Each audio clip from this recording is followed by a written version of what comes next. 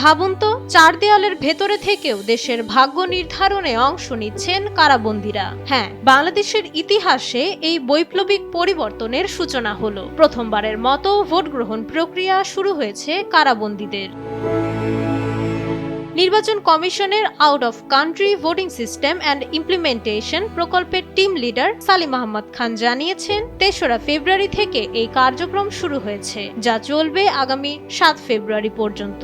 জাতীয় সংসদ নির্বাচন ও গণভোটে অংশ নিতে দেশ বিদেশ মিলিয়ে পোস্টাল ভোট বিডি অ্যাপে নিবন্ধন করেছেন ১৫,৩৩,০০০-এরও বেশি ভোটার। দেশের ভেতর থেকে নিবন্ধিত ভোটার ৭,৬১,১৪২ জন, যার মধ্যে কারাবন্দী ভোটার ৬,২৪০ জন। চূড়ান্ত মাহেন্দ্রক্ষণ আগামী ১২ ফেব্রুয়ারি। নির্বাচন কমিশনের সিদ্ধান্ত অনুযায়ী ভোটের দিন বিকেল 4:30টার মধ্যে যেসব ব্যালট রিটার্নিং কর্মকর্তার কাছে পৌঁছাবে সেগুলোই গণনায় ধরা হবে। ডিজিটাল প্রযুক্তির ছোঁয়ায় গণতন্ত্র আরও এক ধাপ এগিয়ে গেল। বন্দি জীবন হলেও নাগরিক অধিকার আজ বন্দি নয়।